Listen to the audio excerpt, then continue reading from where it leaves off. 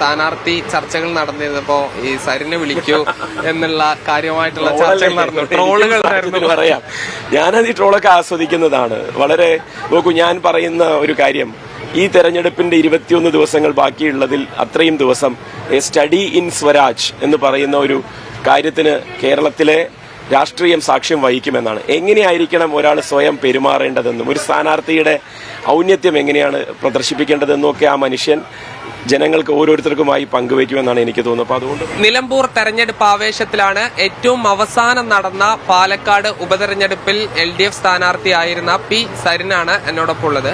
അപ്പോൾ പുതിയ ഒരു ഉപതെരഞ്ഞെടുപ്പ് കൂടിയാണ്. താങ്കൾ മത്സരിച്ച കാലം കഴിഞ്ഞ് അധികം ആയിട്ടില്ല. അപ്പോൾ ഇതിൽ എങ്ങനെയൊക്കെ ആയിരിക്കും പ്രവർത്തനം? ഇനി നിലമ്പൂരിലുണ്ടോ?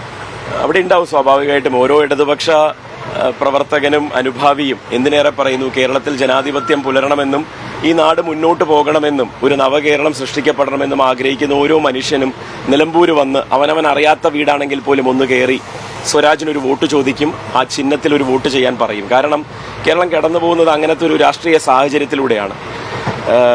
അതൊരു രാഷ്ട്രീയ തോന്നിവാസം എന്നുള്ള രീതിയിലേക്ക് UDFന്റെ നേതൃത്വത്തിൽ നടത്തുന്ന നാടകങ്ങൾ അത് കഴിഞ്ഞ ഒരാഴ്ചക്കാലമായി ജനങ്ങളെ മടുപ്പിച്ചുകൊണ്ടിരിക്കുകയായിരുന്നു.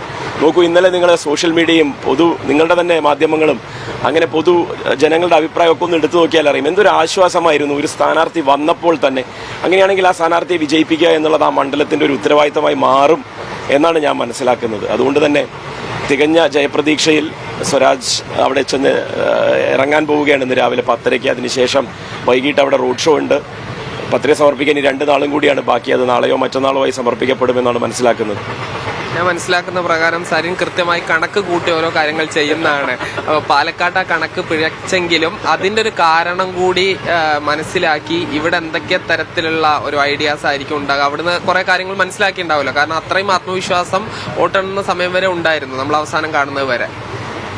ഇടതുപക്ഷത്തിന് സ്വാഭാവികമായിട്ടും ഇലക്ഷന് ഒരു മുന്നൊരുക്കമുണ്ട്. ആ മുന്നൊരുക്കത്തിന് നേതൃത്വം നൽകിയ ആളാണ് ഞങ്ങളുടെ സ്ഥാനാർത്ഥി എന്നുള്ളതാണ് ഞങ്ങളുടെ ആത്മവിശ്വാസം ഇരട്ടിപ്പിക്കുന്നത്. 2 മാസത്തിലേറെയായി അദ്ദേഹം പാർട്ടി ഏൽപ്പിച്ച ദൗത്യം അവിടുത്തെ മുന്നൊരുക്കത്തിൻ്റെതായിട്ടുള്ള കാര്യത്തിൽ നിയോഗിച്ചു വരികയായിരുന്നു. വളരെ ചിട്ടയോടുകൂടി പാർട്ടി അവിടുത്തെ സാഹചര്യങ്ങൾ പഠിച്ച് ഇന്നലത്തെ സെക്രട്ടേറിയറ്റിൽ അദ്ദേഹത്തെ തന്നെ സ്ഥാനാർത്ഥിയാക്കാൻ തീരുമാനിക്കുന്നു. എല്ലാറ്റിനും ഒരു ധൃതിയുമില്ലാത്ത വിധം പഠിച്ച് കാര്യങ്ങൾ ചെയ്യുന്ന വിധം ഇടതുമുന്നണി പ്രഖ്യാപിച്ച ഒരു സ്ഥാനാർത്ഥിയെ വിജയിപ്പിക്കേണ്ട ഉത്തരവാദിത്തം അവിടുത്തെ ഓരോ വോട്ടർമാർക്കുമാണ് എന്നുള്ളത് അവരിലേക്ക് ആ ബോധ്യം കൈമാറുന്നതിൻ്റെ ഒരു 20 ദിവസമാണ് ഇനി നമുക്ക് ബാക്കിയുള്ളത്. അപ്പോൾ അതുകൊണ്ട് തന്നെ ഓരോ ബൂത്തിലും 263 ബൂത്തുകളുണ്ട്. 59 ബൂത്തുകൾ കൂടി എന്നാണ് ഞാൻ മനസ്സിലാക്കുന്നത്. 204 ബൂത്തിലായിരുന്നു മുൻ തെരഞ്ഞെടുപ്പ് നടന്നത്. അപ്പോൾ അതിൻ്റെതായ രീതിയിൽ ഓരോ ബൂത്തിനുമുള്ള സ്ക്വാഡുകൾ ഉണ്ടാകും, വ്യത്യസ്തങ്ങളായിട്ടുള്ള രീതിയിലുള്ള പ്രവർത്തനം ഉണ്ടാകും. സോഷ്യൽ മീഡിയ ഒട്ടും മോശമല്ല. അപ്പോൾ സോഷ്യൽ മീഡിയ ഭാഷയിൽ പറയുകയാണെങ്കിൽ ഇന്നലെ സ്വരാജ് സോഷ്യൽ മീഡിയ തൂക്കി. അത് ഇന്നലെ മാത്രമല്ല, അടുത്ത 20 ദിവസവും അത് ട്രെൻഡിങ് ആക്കി നിർത്തുക എന്നുള്ള ഒരു ഉത്തരവാദിത്വവും ലോകത്തിന്റെ വിവിധ കോണുകളിൽ ഇരിക്കുന്ന മനസ്സുകൊണ്ട് ഇവിടെ എത്തിയിട്ടുള്ള മനുഷ്യരുണ്ട്, അവർ നിർവഹിച്ചുകൊണ്ടിരിക്കുകയാണ്. അതുകൊണ്ട് ഇത് ഒരു തുടർച്ച അവകാശപ്പെടേണ്ടുന്ന തെരഞ്ഞെടുപ്പാണ്. ഇടതുപക്ഷം തുടരണം എന്നുള്ളതാണ് നമ്മൾ ഓരോരുത്തരും ആഗ്രഹിക്കുന്നത്. അതിനുവേണ്ടി തന്നെ നിലമ്പൂർ വോട്ട് ചെയ്യും എന്നാണ് മനസ്സിലാക്കുന്നത്.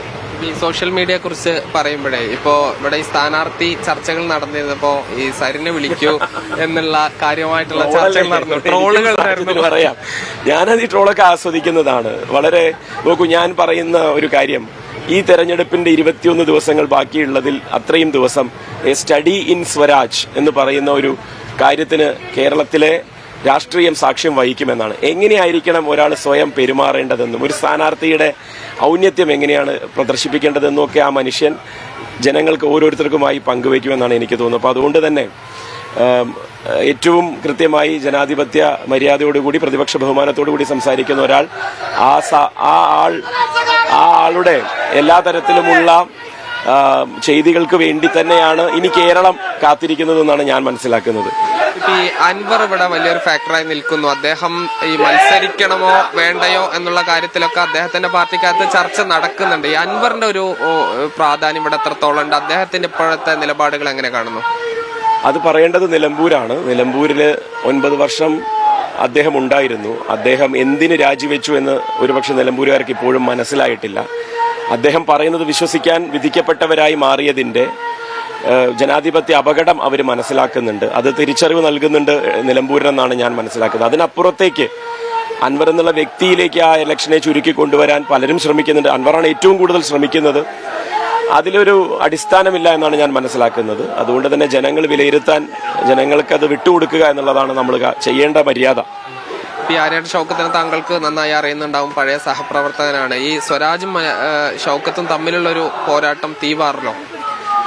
അത് രണ്ട് വ്യക്തികൾ തമ്മിലുള്ള പോരാട്ടത്തിൽ തീപാറലല്ല അവിടെ നടക്കുന്നത്. രണ്ട് ആശയങ്ങൾ തമ്മിലാണ്. കേരളത്തെ മുന്നോട്ട് നയിക്കാൻ കെൽപ്പുള്ളവരാരാണ്, പ്രാപ്തിയുള്ളവരാരാണ് എന്നുള്ളതിന്റെ ഒരു വിധിയെഴുത്തായിരിക്കും അത്. ആ പ്രാപ്തിയും കെൽപ്പുമൊക്കെ വളരെ കൃത്യമായ ഒരു സംഘടനാ സംവിധാനത്തിൽ ജനാധിപത്യ ബോധത്തിൽ നിന്നുകൊണ്ട് സംസാരിക്കാൻ, സംവദിക്കാൻ, പ്രതികരിക്കാൻ, ഇടപെടാനൊക്കെ സാധിക്കുന്ന ഒരു മുന്നണിയെ, ഒരു പാർട്ടിയെ, ഒരു സ്ഥാനാർത്ഥിയെ കണ്ടെത്തുക എന്നുള്ളതാണ്. ആ കണ്ടെത്തലിൽ നിലമ്പൂരിന് പിഴക്കില്ല. എന്തായാലും സരിനും നിലമ്പൂരിൽ ശക്തമായ ഈ പോരാട്ടത്തിന്റെ ഭാഗമായി ഉണ്ടാകും. തെരഞ്ഞെടുപ്പ് പ്രചരണങ്ങളിൽ സരിൻ ഉൾപ്പെടെയുള്ള ഇടതുപക്ഷ പ്രവർത്തകർ സജീവമായി ഇനിയുള്ള ദിവസങ്ങളിൽ ഉണ്ടാവും. ഷിജു ചിറ്റൂരിനൊപ്പം സാജിദ് ഇസ്മാൽ, മീഡിയ 1 നിലമ്പൂർ.